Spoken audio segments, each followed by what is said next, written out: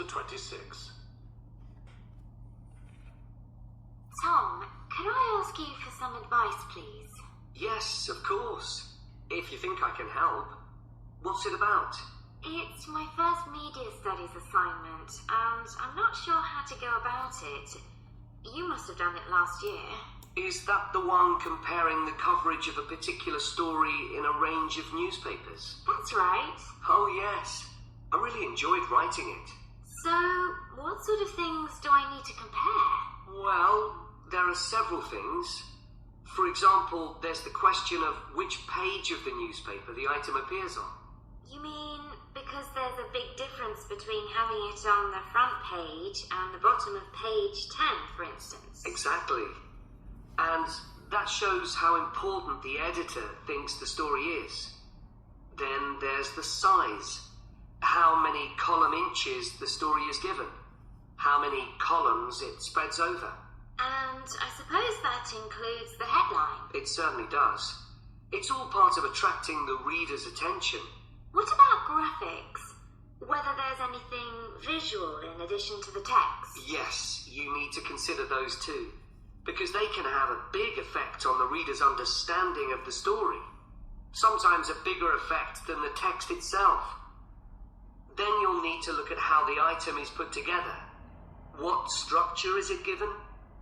Bear in mind that not many people read beyond the first paragraph. So what has the journalist put at the beginning? And if, say, there are conflicting opinions about something, does one appear near the end where people probably won't read it?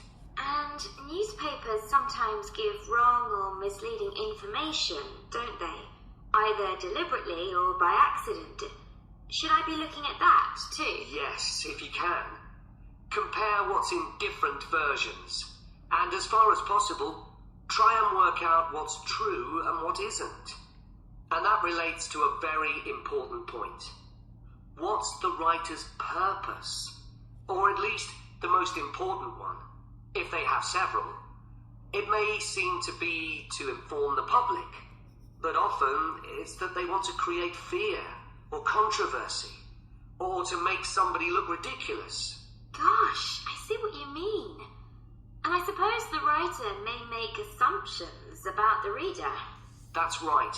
About their knowledge of the subject, their attitudes, and their level of education, which means writing so that the readers understand without feeling patronized.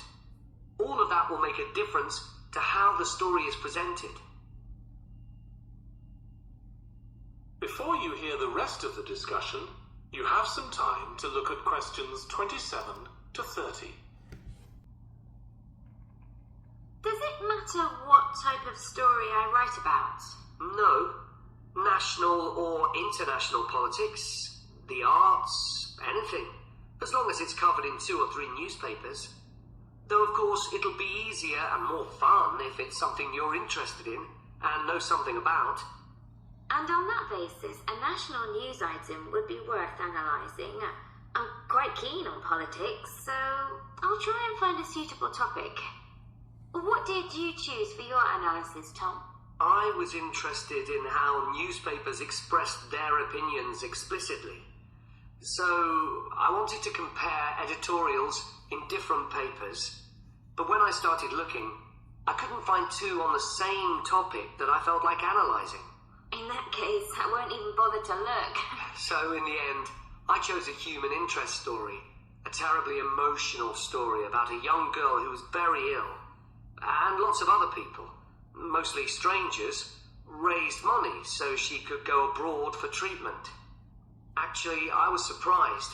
Some papers just wrote about how wonderful everyone was, but others considered the broader picture, like why treatment wasn't available here. I usually find stories like that raise quite strong feelings in me. I'll avoid that. Perhaps I'll choose an arts topic, like different reviews of a film or something about funding for the arts. I'll think about that. Yes, that might be interesting. Okay, well, thanks a lot for your help, Tom. It's been really useful. You're welcome. Good luck with the assignment, Hazel.